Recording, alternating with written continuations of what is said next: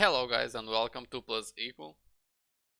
Today we will be creating a bouncing ball, but for that we need to know about Physic Materials. So in the last videos we created this chair here and we gave it a rigid body, allowing it to have physical properties, and these can be complemented with another physical characteristics, and that's when Physic Materials enter the room. With physical materials you can create bouncing balls or any other object. You can change its friction and drag. It's really useful. But don't worry, this is not like the other kind of materials that change the colors and stuff. This just influence the way the object reacts to its world. So let's create first let's create a 3D object, sphere, and let's name it ball. Any kind of ball you want. I will reduce its size something like .5, oops, .5, .5.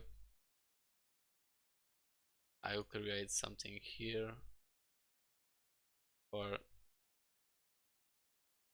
Physic at,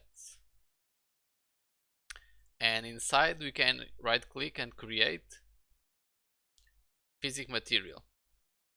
I will call it bouncing ball, and here we have its properties, and let's change the bounciness to 1.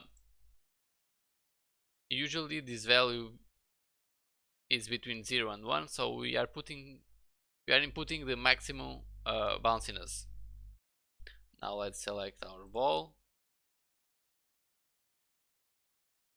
and let's apply a rigid body already here from the previous tutorials.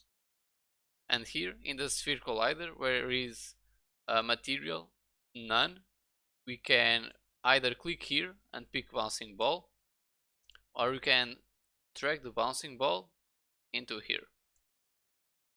So now our sphere will react to the gravity because I have a rigid body, I have a collider, and the collider have a property that is bouncing ball have a high bounciness level.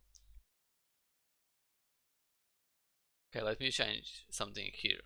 Let me put this to .2 and static friction to .2 as well.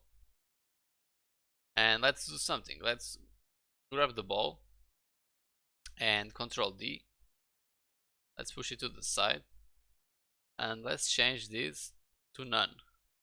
So we'll have a normal sphere and we have a bounce, another sphere with a bounciness. This one is our, should create a, pardon me, let me just create a material here.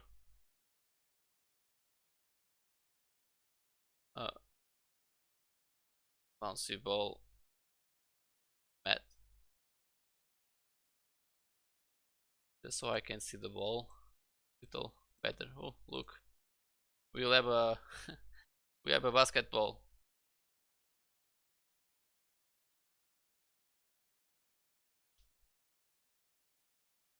I can just duplicate this and give it a blue. Okay, this should do it. Let's press play and let's see the difference. You can see the difference.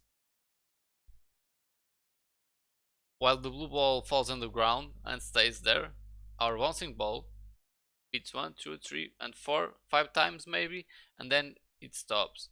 So that's pretty much it. In this tutorial we learned how to create a physic material and apply it to a game object. If you learned something with this tutorial, make sure to leave a like and subscribe for more tutorials like this. And I'll see you next time. Thank you a lot for watching.